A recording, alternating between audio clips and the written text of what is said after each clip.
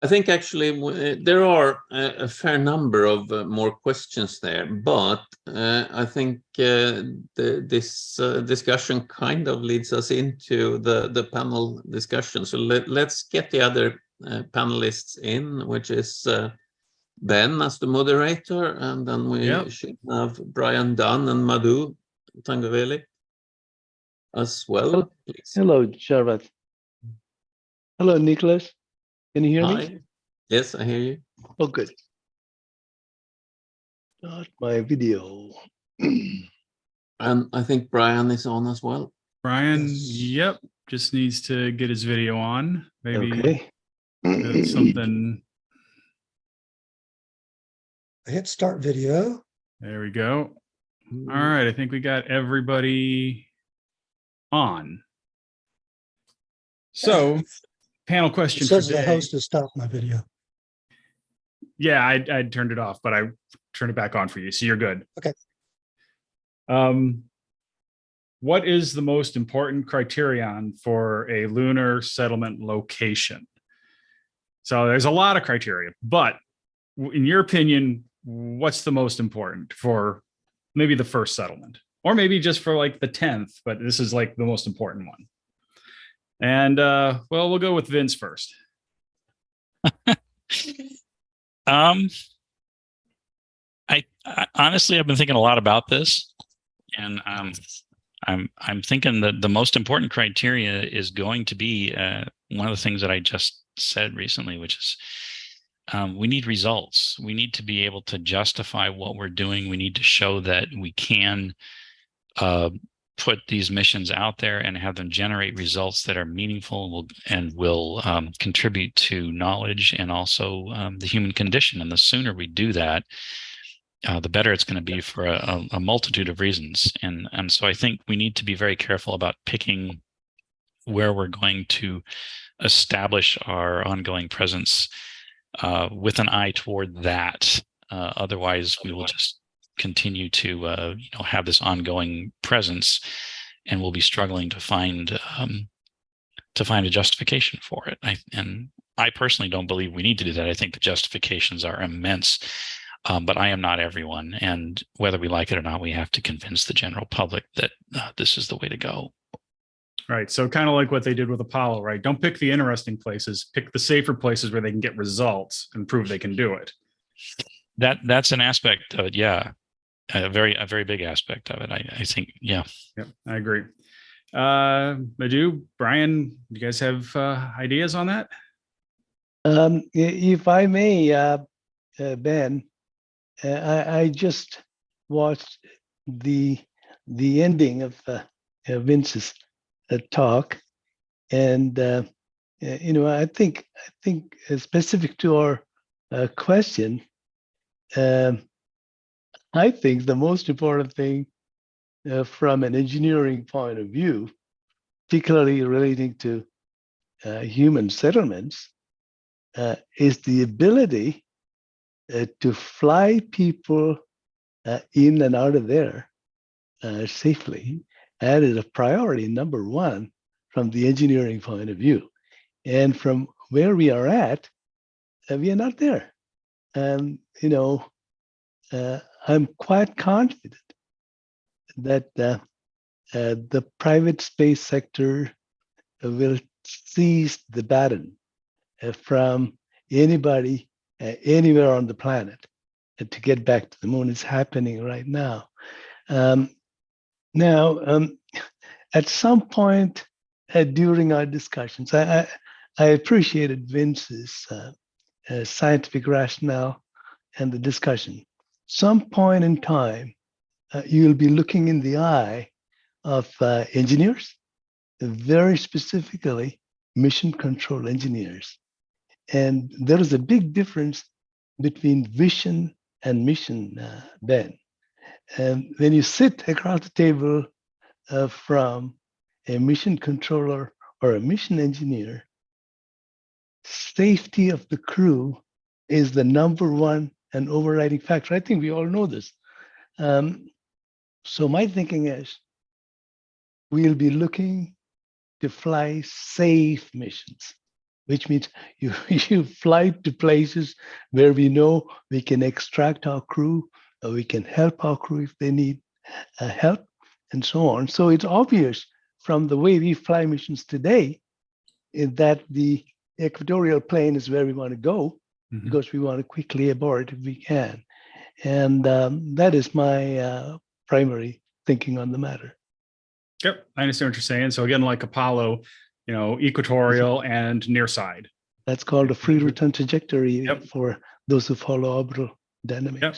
I can definitely see that being a factor. At least for the first 500 flights. Sure. You got to prove it out first. You have a routine, yeah. But of course, in the beginning of it all, we can do a lot of stuff that Vince talked about robotically. We don't need people really, and that is where we are at the CLIPS missions. Right. Well, I mean, that's the advantage of robots, right? That's right. You don't really, you care, but you don't really care if you lose them. How about you, Brian? Thoughts? Yeah, I'm going to share a screen if I can here. Sure.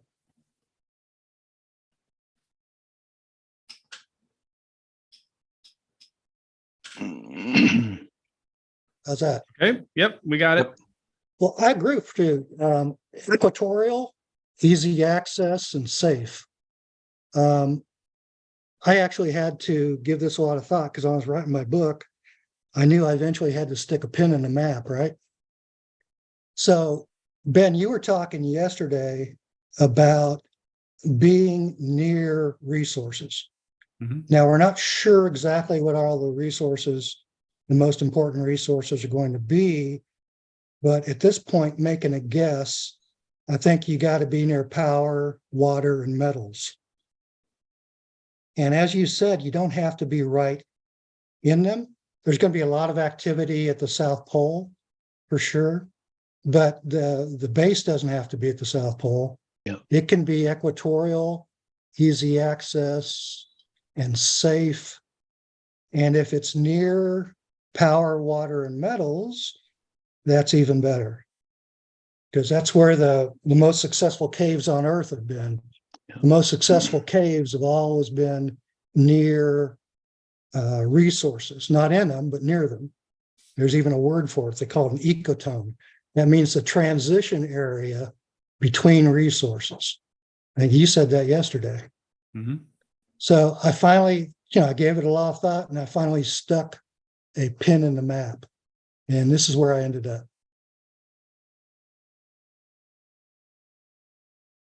Oh, nice animation. That's Eudoxus crater. Why did I pick that? It's within 200 kilometers of 3 Maria and 2 mountain ranges. We're right here. All right. So you've got Frigoris, you've got Imbrium, you got Tranquillitatis over there, down here in Serenitatis. So you've got 2 mountain ranges, you've got the highlands, and you've got the Maria. You're also, I used my artistic license, of course, and had landing pads in the crater. So the ships come in, and I'm imagining a lava tube right here. So the lava tube opens to a shallow crater. Crater can be centered. You've got your landing pads out here, your propellant against the wall. You've got an easy access in and out, and the safe place here near resources. Very cool. If we, of course, we don't know where all the lava tubes are, but, if we do find 1 or 2 or 3 small ones near the poles, there's water at the North Pole too. Not as much, but anywhere around here would also be good, because you've got the peak of eternal light at the North Pole as well. So you could have the solar power, you could have solar-based power coming down in latitude, and you'd still be near the Maria, for instance, if you were somewhere around there. You could be at Frigoris, on the edge of Frigoris, and still be within striking distance of the pole. Yep, I agree with that. I mean, the poles are cool, but they're also pretty unknown. And I think those would be putting settlements there would be a later thing to do after we know what we're dealing with, the first thing. Right. Right. Nicholas? But it would be great, even if we don't pressurize it, if we could find a tube near the poles, it would be great for storage. You're going to be producing volatiles and you're going to be running all these technology demonstrations. Well, it'd be great to just store them in a lava tube away from the radiation and micrometeorites. True. And according to Murphy's universal law, stuff's going to break. So inside an unpressurized lava tube would be a good place to fix things. Yeah, definitely less exposed. Yep. Nicholas, thoughts? Yeah, I do agree with resources being a key driver for a settlement. I think the being near the equator is key for the early stages, but not really for a settlement. It's more important that you're able to live off the land and replenish the resources that you have. So the later and lava tubes, of course, would be great. So a lava tube near resources, I'm all for that. So where would you specifically be thinking about placing? If they said you get to place the first settlement, where would you be thinking about that? Well, I don't know where there are lava tubes. I think that is a key element of looking for in the near term. I mean, we won't be placing the settlement now, so we should try to find out where there are lava tubes, and then I think the settlement should be near one of the poles, near enough so that there is a permanently shadowed region reasonably nearby that you can go for volatiles. Because even with the recycling, you will need to replenish volatiles, and getting them locally is much more economical than shipping them in from Earth. So you'd get it away from the equator and have it closer to the poles where Yes. you could find lava tubes. Okay. Yeah. Lava tube near the poles, and there is water pretty far away from the pole, so it doesn't need to be within a kilometer from the pole. It can be a fair bit away. Right. Cool. Any other thoughts on that? Yeah, Ben, if I may, Sure. it's good to see you, Brian, and we are all rooting for lava tube permanent settlements for many, many years now. And it's very simple to understand that once you are underground on the moon, you're safe from all of the harsh parameters of living outside planet Earth. And even today, we don't realize it because we live under a blanket of atmosphere. And a lot of students in the class too, when they start visiting and revisiting the literature, they start by saying, hey, we got to have beautiful surface settlements. But even micrometeoritic showers can take you out in a matter of no time. So lava tubes, hooray for lava tubes. Now, in terms of where exactly, we looked at different parts.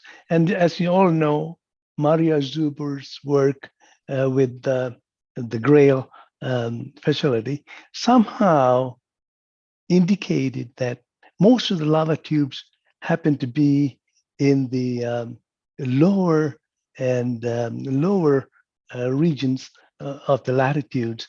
And we find very few indications of lava tubes on the polar regions, though I tend to think the reason for that has to do with the way the measurements were conducted, and also the fact that it's very possible that those lava tubes on the polar regions are fully stacked with resources and did not respond to gravimetric measurements. I want to bring this up in a paper shortly, but we'll think about this. In any case, our favorite settlement is not the Marius Hills. It is the Mare Tranquillitatis region, the pit there. We need to go there, and not only for investigating the resources, but also for a symbolic reason. And that is, if you look at Mare Tranquillitatis, it is also the area that is close to Apollo 11 and Apollo 17. Mm-hmm. And this is very, very important from the historic and symbolic point of view that many of us scientists don't care about, much less understand any of the philosophies of how and why we explore. That will be the number one tourist attraction. Yes. Absolutely, Brian. And also to remind the new generation that there is a thread of connection. There is only one nation on this planet that's ever stepped on an extraterrestrial surface. And we want to continue. I mean, how do you articulate this in the sciences? You cannot, because you don't have the education. If you haven't read Aquinas, if you haven't read some of these people who have come before us in the philosophies of why we are and what we do and the way we do it, you are in a vacuum. So I think it's very important to tell the story. And look at the agency now. Today, I just saw an email that said, oh, we are really struggling now how to land on a dark place on the polar region. I mean, we've been telling this for years. The polar regions you explore with robots, right. And we have the technologies for it. We can do anything you want with robots, and with direct line of sight too, if you need that. But you don't put people, you don't put test pilots flying in the darkness. I hope all of you have seen this, the approach to the polar regions. Those are the highlands. There are no smooth mares out there. You're flying right in, you're going to come down like you would, aircraft in Nepal or someplace. Hold on, you see, buckle down, and you come down like that. That's not the way you treat humans. I mean, forget test pilot. And I'm positive when push comes to shove, when the engineers sit down and tell the test pilots this is how they're going to do it, they're going to revolt. They're going to revolt and say, hey, listen, we need line of sight, we fly with our vision, we steer, we are in control. We have been there before. We did this with Gemini, we did this with the windows on capsules. Test pilots need visual sight for landing. And imagine what would have happened with Apollo 11 if it had been completely dark. That's right. That's right. That wouldn't have ended the same way. Yeah. So I agree. I think that the polar regions, and especially the dark regions, you're going to need to have some pre-built installations there first. Absolutely. At least some guidance to help them guide them in, some lights and whatever. Absolutely. GPS. Yeah. And visual indicators are best for all flights. And they would say, and right now, guess what the agency is working on? Instrumental landing. Close your eyes and just, hey, we have landed. It doesn't work. It doesn't work at all. At least not for the early missions. That's the engineers, right? ICE is king right now. And I agree, and Artemis is the priority and the ICE is the priority. Yeah. And of course, we've got to have infrastructure to do any of these things. We need GPS navigation and timing and everything else. But at some point, before it gets too late, we need a map. We need a map. I'm a little bit anxious about this because, after Artemis 3, what's going to happen. Interest will wane. Okay. And things don't happen overnight. So in my personal opinion, I think we need to get in the pipeline at least a map of where possible safe habitats could be. Yeah. And I don't know why, a lot of these suggestions and proposals, every paper you read says, hey, this could be a fabulous habitat. under the lunar surface. Yeah. But we still don't know where they are. Mhm. How Yeah, come? well- How come? Why is it such a low priority? I realize we have high priorities, but is this a really low priority?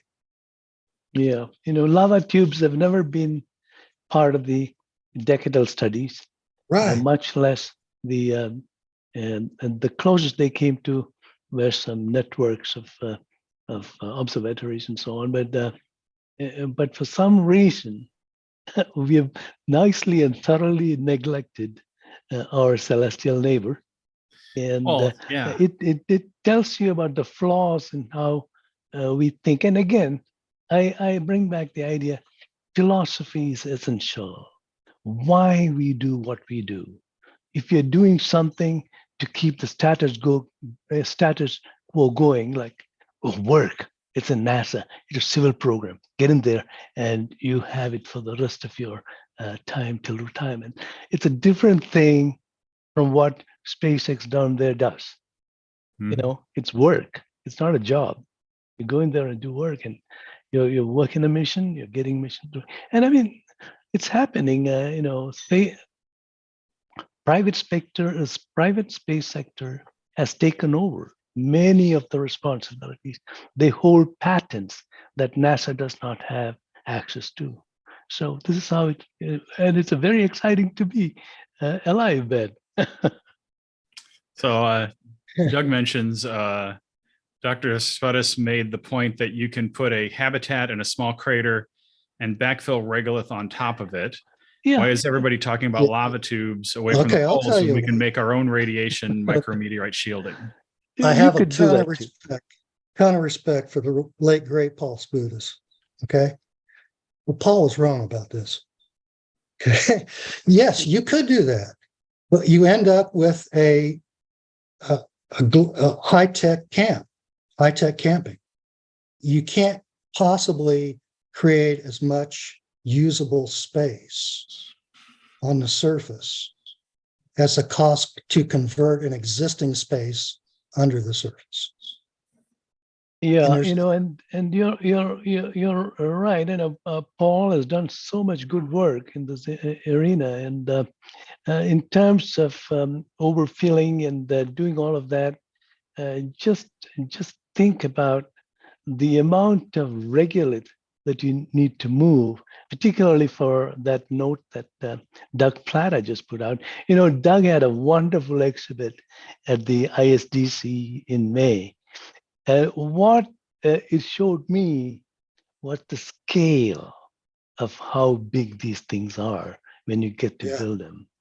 They're not small by any means. And then you look at an architect like Sam Jimenez. He presents the case of how many cubic feet of regolith you need to infill to make these kinds of things. I mean, these are all very large endeavors, and I know that if we have built the Hoover Dam, we can do it if we have the resources.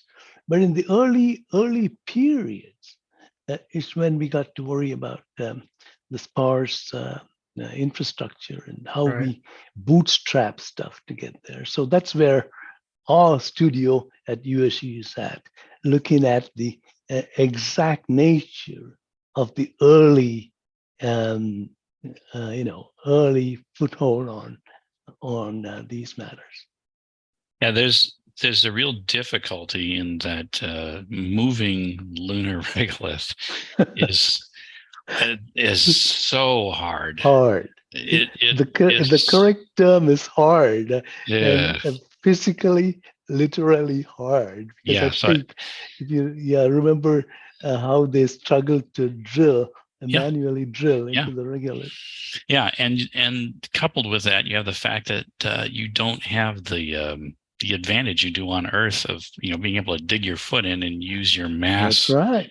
It just does not exist. And then when you extrapolate that outward for a front loader or something, absolutely, yep, the math just gets crazy. And so when it's hard to say what's going to be the best way to do something when it gets down to the actual physics and the math of moving a ton of regolith on the moon, which has never been done. We never moved anything on the moon more than a couple of kilograms. But I know from my experience working with tons of regolith, I don't want to be the first one to try with my life on the line. I don't. Yeah. I mean, it's like you said, it's difficult to move the regolith because of the way it is. It's difficult to move it because of the environment. We don't have any of the equipment figured out for doing it. I mean, there's some prototypes for regolith moving, robots, but they're not really that efficient, and they've never been tried in that environment. So I mean, there's just so many unknowns. Yeah, and there are weeks where I, quite frankly, I have to manually shovel a couple of tons of regolith for orders or for research that we're doing. And oh my God, and I don't have to worry about a spacesuit. I don't have to worry about reduced gravity. And what this all means is it comes down to what do you have available to do the work you need to do. And the first couple of habitats are going to be habitats where we just need a place to put it, and the safest place to just put it and hook it up to live. It's going to be a while until we can have something that can move a couple of tons to put that protective layer on and that sort of thing. So it may not be a question of the right or wrong answer. It may be a question of what do we have in place at that time and what's the best we can do with it right there. Yeah, and if you notice on Earth, if you notice civil engineering projects, when you get into obstacle, you dynamite it. You literally do dynamite it. If you dynamite on the moon, the end of story for everybody on the surface, plus the orbit, as Greg Autry keeps mentioning. We need to put regulations so people don't mess up, low lunar orbit, because without, I just saw a comment about atmosphere lubricating, air lubricating the soil and so on. There's so many difficulties, and on the other hand, regolith offers the ultimate insulator. Because just a few centimeters down from the surface, you got this magical steady temperature. And all these things add up to saying lava tubes are the place to go. It requires certain techniques to bring down stuff. My own buddy suggested fly down your lander on top of the Talos pile. That's the serious dare. But if you looked at some of the ideas that were presented at the ISDC, you can literally, span the aperture and build downwards from the truss of the structure you build at top. Some clever ideas were proposed at the ISDC. Right, but a lot of those, I mean, that's some significant infrastructure built out It is, before you even get into the lava tube and figure out what you've Before you got start there to building. work with. I know there are things to study and do to prepare. I think we all agree on the lava tube. So and I think there are two main. I mean, as I see it, there are three difficulties with building a habitat on the moon. It is radiation, meteorites, and pressure. And radiation and meteorites, you don't need to bother about if you get into a lava tube. Pressure, I think you still need to bother about, and it's essentially the same. But that we know how to make pressure vessel. That's not that difficult.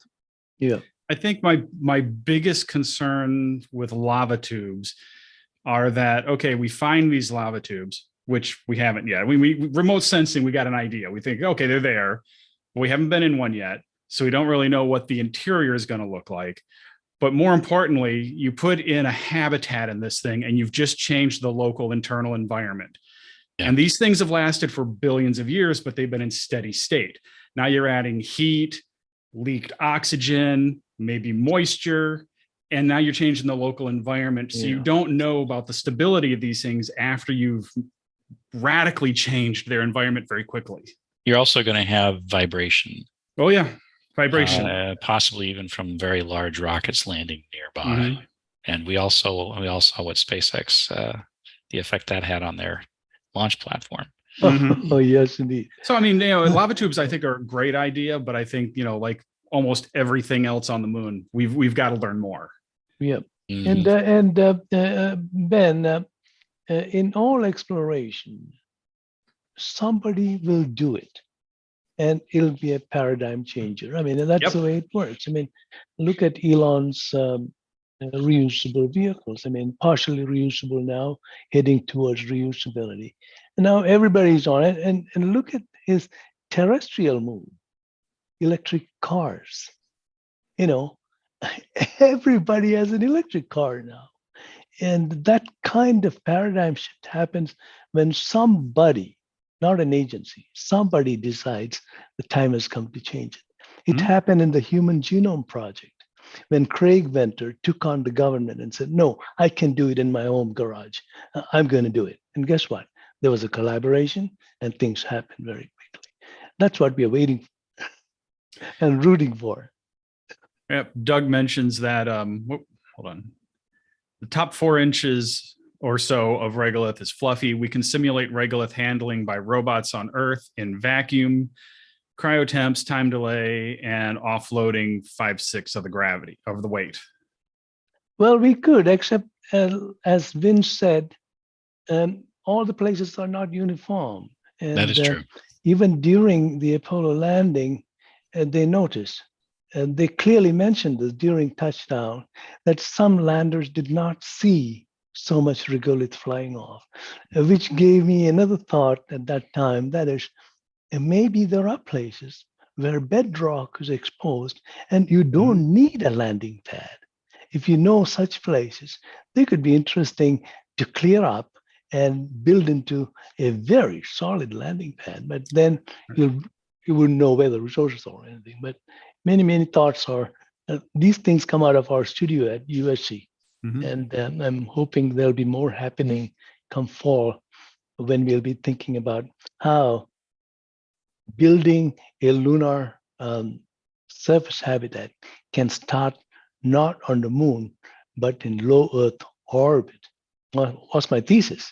And we're getting closer to that point where if we can put structures together in Earth orbit, we start to worry less about bringing infrastructure down to the lunar surface.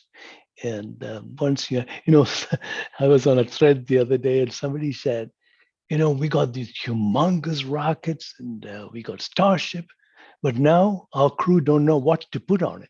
And I say, hey, listen, just put water in low Earth orbit. Have fuel, you can do magic. You change the entire story of human spaceflight. You think of all the shuttle flights where they put tons and tons of lead on those things because they didn't have a payload to put it. Every time I think about that, I'm like, geez, guys, you pick up the phone, talk to me. I'll give you some ideas of what to bring up. Or at least keep the lead up there. Somebody will use it for something at some point. Or, it's a low melting point too. Yeah, and it still happens. I mean, how many, we throw away so much on these missions. It's like, it costs millions to send up and then we throw it away. There's a whole.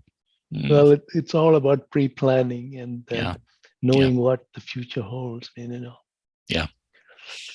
So maybe the answer to what is the most important criterion is knowledge. Yeah, I think you're right. We need more knowledge about the locations. Yeah, we need to know what our options are so we can rule them in and rule them out. Yeah. And of course, where are the resources? Where are the lava tunnels? And do we get into them? What are the properties of regolith in different places? In its native environment, because the stuff behaves differently on the moon than it does here on Earth, even in the best vacuum chamber. There's just so many things we can't simulate. And it's such an exotic environment that we just don't have that much information on. Yeah. And that is where I would differ with Niklas. Knowledge is important, but how you imagine what you can do with the knowledge is a little more important than just having the knowledge. Because when I look at what the agency does every day, I mean, they do a lot of good work in terms of knowledge gathering. And the next or more important issue is take that knowledge and imagine what you can do with it. And that's where we as a species, I think, tower over the rest of nature's magnificent creatures. We we are creative, and we imagined like no other species on our planet. Yeah, great. Knowledge and imagination. I'll agree with that. That's my job. That's right. Yep. Yeah. So do you guys have any other input on this topic? Otherwise, I'll just open it up to everybody else and see if see what the rest of the group thinks. Please, I'm happy to Yeah. see the thread of All right. chat thread. Yeah. Okay, well, everybody, unmute your mic and turn on your video and ask your questions. We'll just open it up to the whole group. Anybody got any thoughts on specific locations where we should be putting settlements? Not necessarily bases for a specific research or mineral extraction, but like, settlements. Where would be settlement locations that would be good?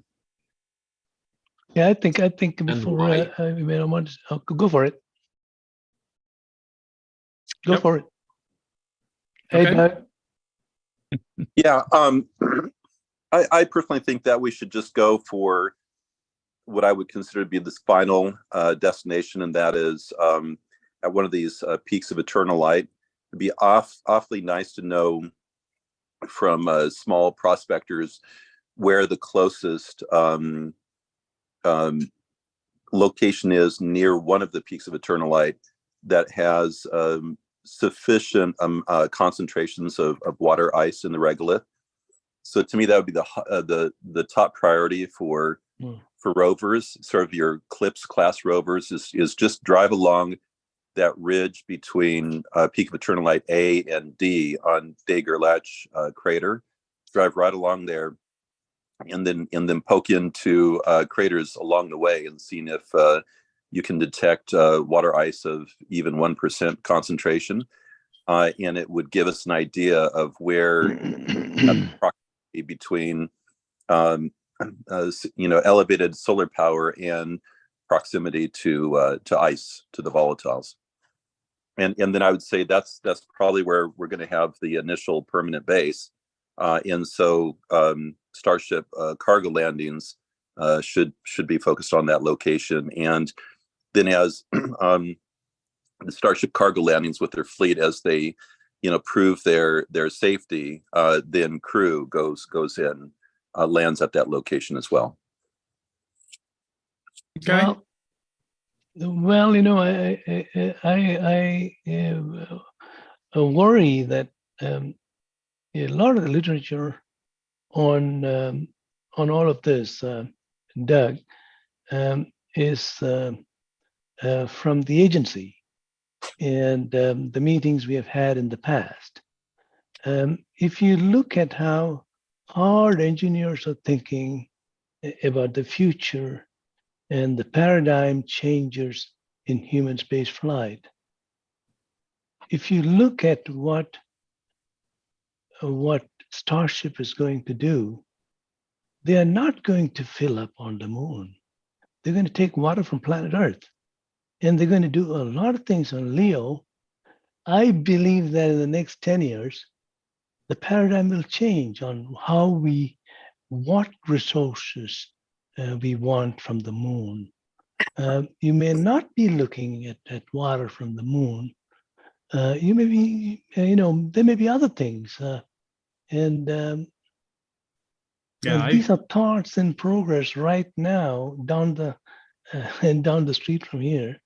And it's very clear, hard engineering. I mean, if you fill up on Leo, if you fill up in Leo and go to Io and then fly out, it's a different path from what the agency has been talking for 50 years.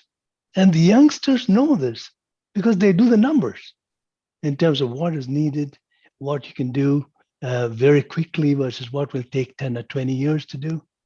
And so there's a lot of interesting ideas coming together right now. And it's a beautiful time to be engaging, Ben. Yeah, I think you might be onto I think an something. important point for the peak of eternal light is obviously continuous energy, which is an energy we didn't mention. So that's really good input.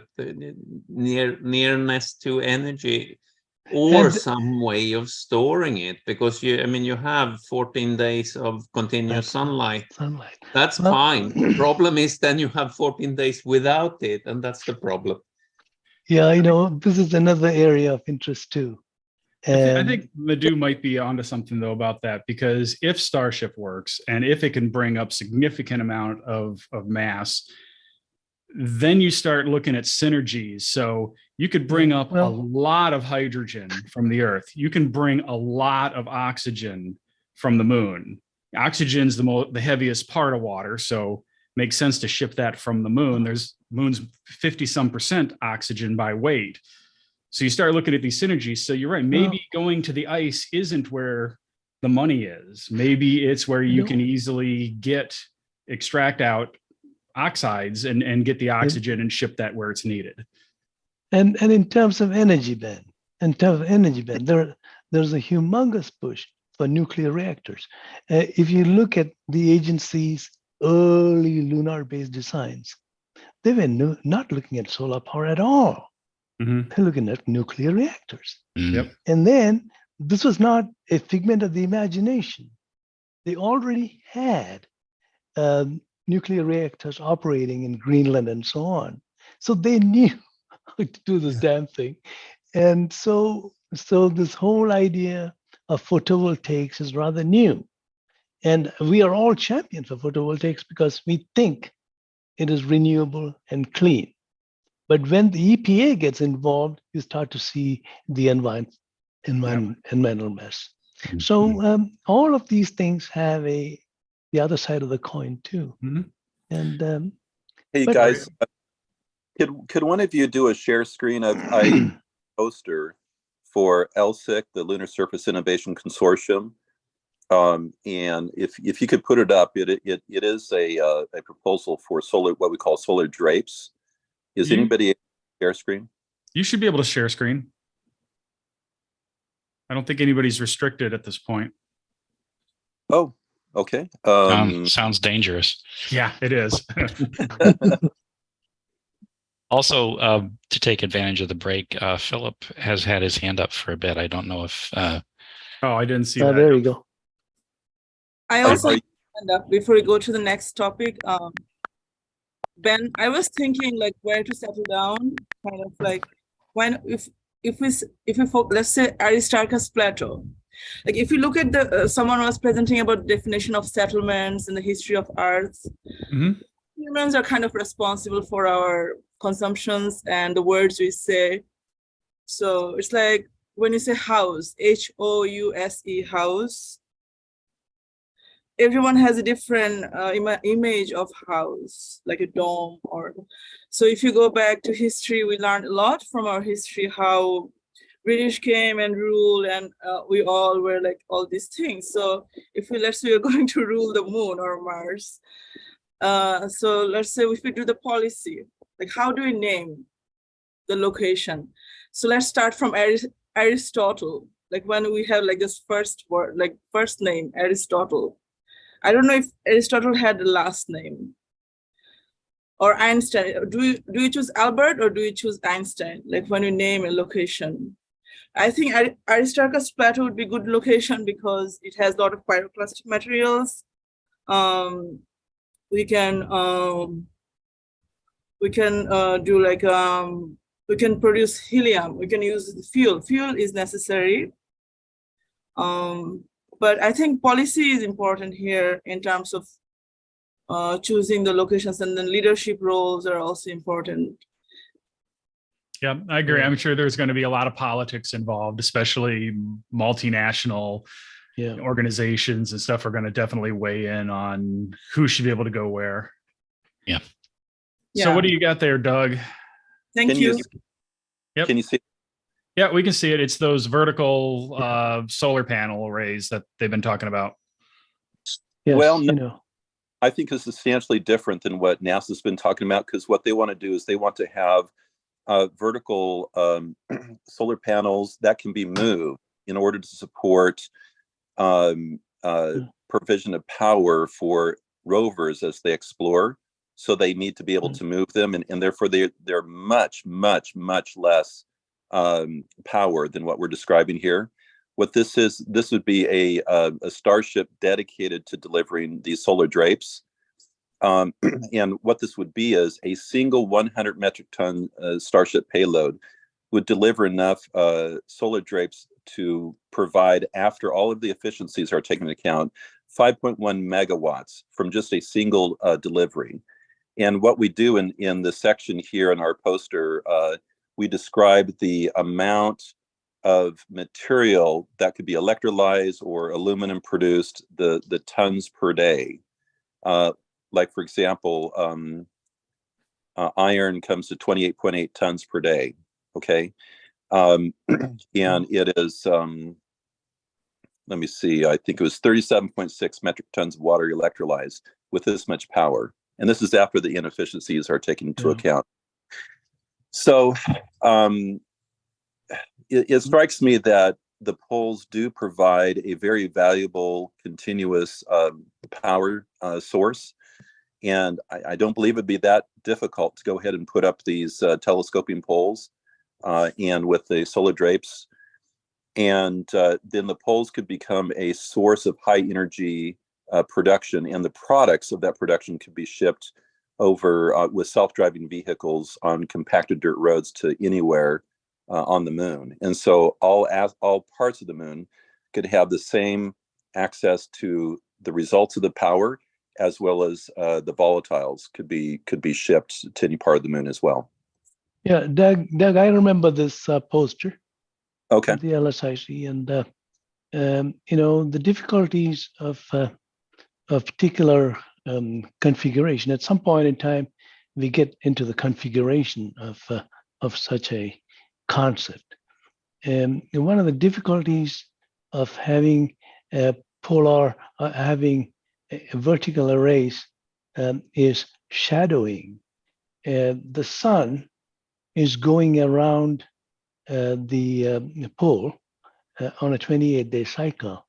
And you have to be careful how close your, if they are roll-up arrays, like on station, and you just drape them as you show in this particular image, you'll have serious shadowing consequences as the sun moves from one solar array shadowing the next one. And we thought about this in our moon book, the second edition, and suggested we erect them higher. The towers have to be higher, and then structured in such a way that the arrays don't shadow each other. And so there are some very interesting thoughts on this. And NASA is now pushing for nuclear power and propulsion. It's been in the works since the 1960s. I think you know about the NERVA and the rover project, where we really managed to do this. And the US Navy, the core of the Navy depends on the submarines, part of the triad. And they've been operating nuclear reactors for 50, 60, 70 years. We know how to do this, except that we need to worry about converting all that knowledge from submarines to space. And that's going to take some time. I think launching nuclear reactors is going to be a huge political battle. Yeah. Well, I mean, the technology is one thing, but getting it up is going to be another. Yep. Policy matters. Madhu, in our poster, when I said that we took into account all of the inefficiencies, that included self-shading. We included it. That's included in the 5.1 megawatt. And yes, you're going to have variation in the power levels throughout the lunar month or day, I guess you could call it. And you would simply reduce your production rate as the sun is in line with the line of the drapes.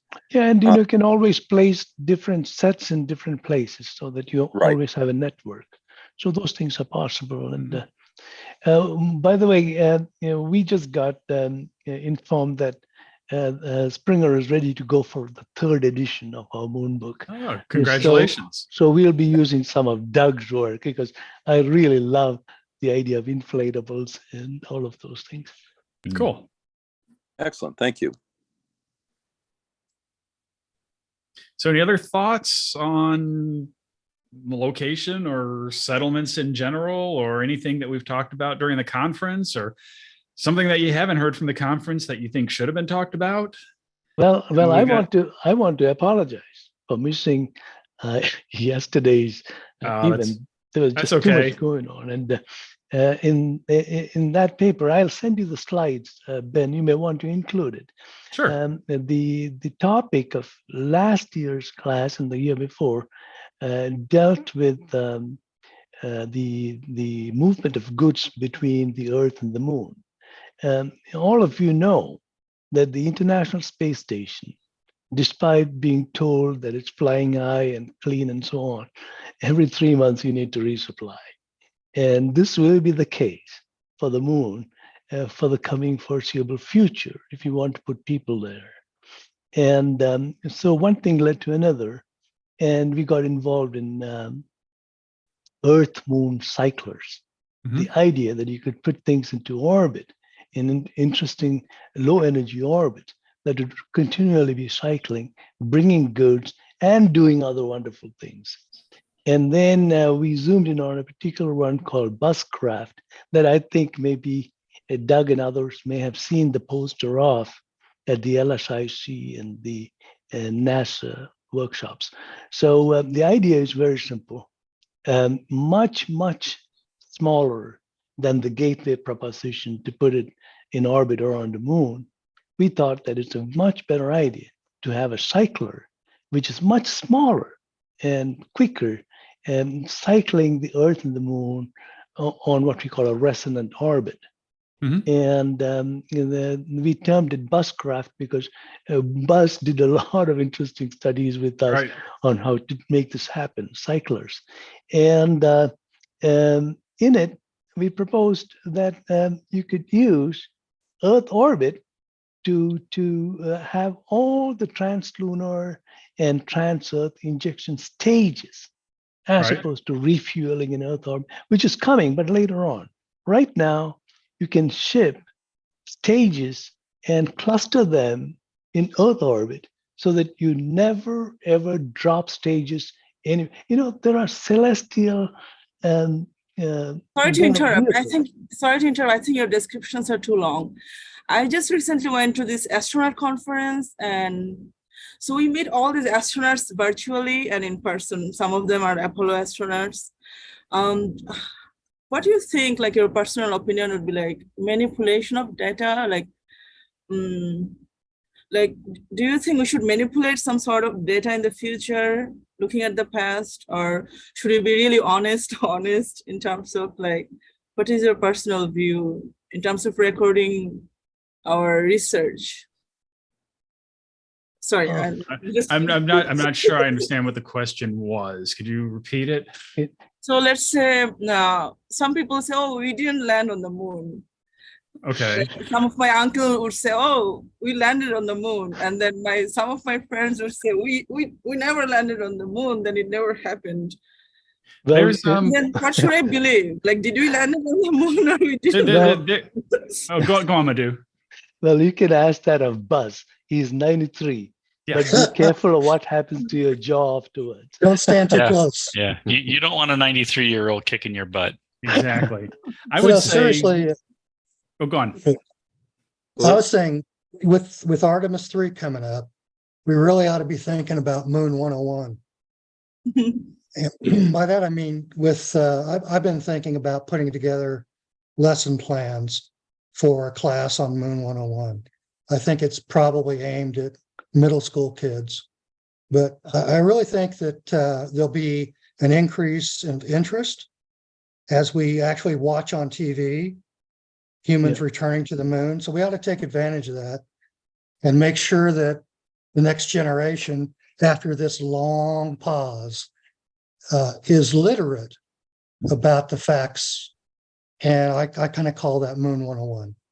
Yeah, I think the best thing to do with people that are adamant that we never went is to ignore them, because those people are living in their own reality, and no matter what data and facts you give them, they will not accept. And that's not just the same with the moon hoax people. It's the same with a lot of people that have their own reality. And, there's a great video on YouTube where Bill Nye has a public debate with an Apollo denier. And most people agreed he did a very good job, but it didn't matter. All he did was give validity to people that have fringe views that can't be supported. So it's up to you if you want to engage or not. There's plenty of resources on the internet that show exactly why we went and how, and disprove every kind of hoax idea. I think Marufa, if I might call you that, Buzz Aldrin came to class last time, and he told me very carefully, don't let the TV people get near me. And unfortunately, at the time I was on the dais, this lady sneaked in under the undercover and asked him the exact same questions. What do you think of the moon hoax? Buzz told her, ask the Russians. That's all there was to it. That was his reply. Hold on. The next person. Ulf, you had your hand up for a while. What's your thoughts? I do have a question, rather, also more of a comment on the conference, speaking about the possible locations. And I can't show you my face because you have blocked my video. Oh, yeah, I probably turned it off. Hold on. Let me go scroll down here and find you. And that's not, no, never mind. There you go. I got it right here.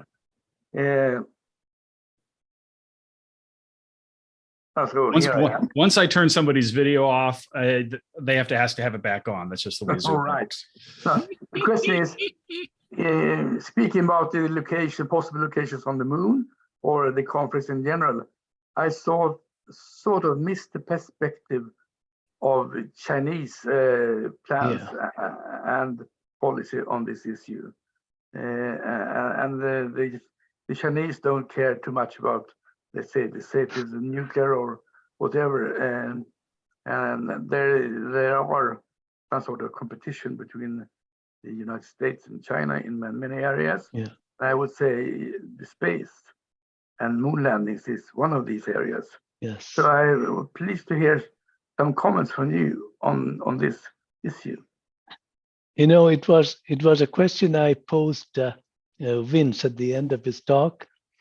I wish I could tell you more about China's plans, except for the fact that if there is one nation on earth today that's running their program on time, on schedule, and perhaps on budget too, it's China. And everybody is in conversation, either about themselves or others, but not doing much compared to what China is doing. Good question. All of us need to think what China is up to. Yeah. Let's see. Let's see.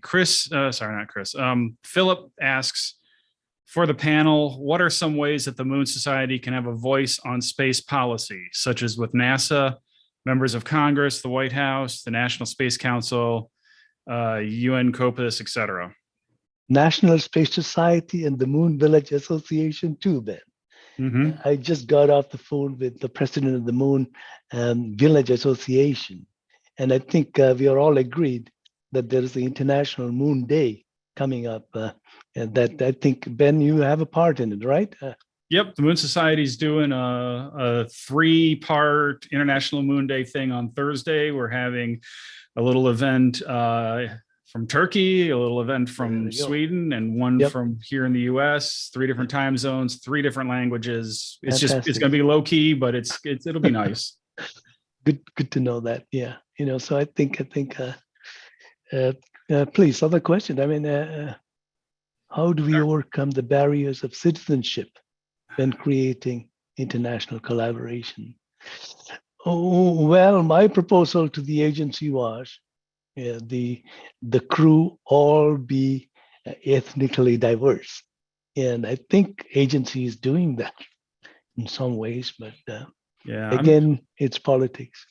Yeah, well, yeah, and I'm not sure how individuals are going to have much, effect on hurdling international barrier, especially these days when they seem to be going up instead of down. So yeah, if you're looking at some international cooperation, that's a tough thing for individual citizens to get involved with, I think, especially if you're talking about any kind of transfer of technology. That'd be difficult. Yeah. If you look at SpaceX, Ben, Polaris Dawn is coming up, and you already start to see nationality and so on is not the barrier. I mean, it's about how we are able to perform the tasks. And, in the SpaceX core of astronauts, you'll see people from all over the world. And it's happening. It's happening again in the private space sector, not in the national prestige or anything like that. Right. Well, yeah, again, it's like you said before, it's a difference between it, being a national priority and being a job and just getting the mission done. Two different animals. Very true. All right. Well, we are at the end of the conference. Let's see. Does Ms. have any plan to do before the next conference, 2024? Well, we got the International Moon Day thing coming up on Thursday. That's all that's on the schedule, but you're all Moon Society members. So if you have ideas, meet us in Slack, talk to us about them. If you want to run something, we'll probably just let you go for it. There is no registration link for the IMD yet. I found that if I put links up too early, everybody and their brother jumps on, and then I get a whole bunch of stuff I have to delete off of Zoom. So there will be a message. There'll be an email to members, probably Tuesday-ish, that'll have the link. It's open to everybody. So I'll also put it on the website, probably Tuesday or Wednesday. Feel free to tell your friends. It's just going to be a discussion. The question or the topic is going to be deliberating. I think the topic is what will a lunar settlement look like in 50 years if we start now? And basically just get people's opinions and ideas on, if we started right now and really worked at it, what could we have in 50 years? And the International Moon Day always has a core program, Ben, and which broadcast all over the world. And this year, it's in the National Science Museum in South Korea, and the folks are already wiring it up for a world event. And as you know, South Korea has an orbiter right now called the Shadow Cam on it, which has really looked deep into the polar ice caps and given us some incredible images. I was chatting with the PI on the camera, who is at the University of Arizona State University. Mark Robinson, do you know him? No. That camera has really shown us what these polar craters look like. Cool. Very steep, very deep, and very difficult. And you even have boulders running down them. It's fascinating. Right. I put a link in chat for the Moon Village Association's IMD. I'm pretty sure that's the one you're talking about, right? Yep, that's right. Yep.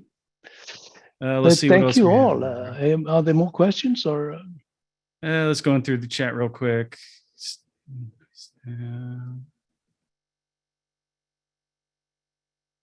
I think we got most of them. Doug asked about, let me scroll up, artificial gravity prescriptions.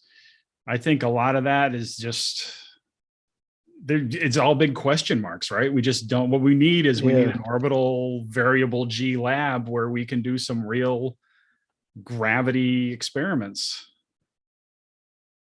Does anybody have any other thoughts on that? on the question of what is the Moon Society doing, elections is coming up. So if somebody has been a member for more than a year, you're welcome to candidate. Yep, And absolutely. If you presented last year, you have been, I mean, a member. Yep. Yeah, I mean, there's a lot of opportunities if you want to spend some time and effort and help the Moon Society move things forward. From some research projects to some advocacy work to editorial stuff for Lunarpedia. It's a lot of stuff. Write a book, Ben. Moon Society needs a book. Moon Society does. We actually do have a couple that Peter Koch, That's right. Yes. past president, Yes. has written. So those are on the website if anybody's interested in looking at it. It's under publications. Peter Koch is a regular at the International Space Development Conference He of is. the National Space Society. I happen to chair the Moon session. And if you look at the ASTE site, USC ASTE or studio site, I just posted all the Moon session presentations from May. Yeah, please take That'll be a fun look at it. watch. Yes. Cool. Thank you. And come to the Moon Society events. I really like the way the organization has restructured itself over the years. And it's very nice read what you have there. Well, thanks. And I hope continue the good work, Ben. Yep, we will. James says the slides of this conference would make a good book. I agree. We actually have a conference proceedings from the 2020 conference. The thing is that putting together a book takes a lot of effort. And we are all volunteer run. So if that is something you would like to see, let us know because you can spearhead that. I know that Niklas is probably smiling. He'd make a good editor, really. He would make a good editor. But like I said, it takes. It's also a question of having asked beforehand, because to collect the papers afterwards could be a bit difficult. Yeah, I mean that's one of the reasons why we wanted some abstracts, and we'll talk about it and see. But I don't know if we'll have the people power to put something like that together, but we can prepare for the next one by making sure. I forget which conference has it, but they have a rule of no paper, no pulpit. Well, yeah. So if you get a paper from somebody, you can put it right into a book, and there's a lot less manipulating. When was the last time Moon Society put up a book? I was at the 2001 conference that Rick Tomlinson did the editing on through Princeton, I think, from the Space Studies Institute, if I recall. That was a nice edition. I still have it. And then you had 2 or 3 others, including Peter Koch's works. And keep up the good work. I mean, these are, you won't believe it, Ben. I was involved with some discussions on the ISRO Chandrayaan 3 that just lifted off. I don't know. I blurted a few things. It's all over the place now. And do you know this person out of NASA headquarters, Madhu? No. She's a heliophysicist, and she put out a video of what it does to the children, what it does to youth, to bring up ideas like this rather than war here and fight there. It is things like what we do in the civilian arena for not only for us, for the whole species. And it's beautiful. And in this picture, this clip that she put up, she just took the camera and just moved it around the kids who are watching the Chandrayaan 3 launch happen. It reminds you of our older folks watching the Apollo early. Right. Apollo. I mean, so there is a cycle of excitement that space brings to everybody. Yeah, I agree. It's definitely a good thing to share with people. It is. All right. I think we're going to wrap it up. Does anybody else have any final words? Otherwise, thanks everybody for presenting and showing up and listening and participating, and we really appreciate it. We think we did a good job at the conference. We think you guys did a great job at the conference, and we appreciate everybody. Thank you all. Thank you all. I'll second that, Ben. Okay, well, everybody have a good rest of their day or night, depending on where you are located. Bye-bye. And if you were Thank you, here, guys. if you were here, you'd see the blooms out there with all the bees. You know, that's what nature is all about. I mean, and we are doing wonderful things for humanity, bringing everybody together. Ben, keep up the good work. Thanks, Thank you you, too. and I'm out of here. Thank Thank you. you. Bye. All right, See you next bye, year. everybody. Thank you, everyone. Bye-bye. Thank you, everyone. Bye-bye. Thank you.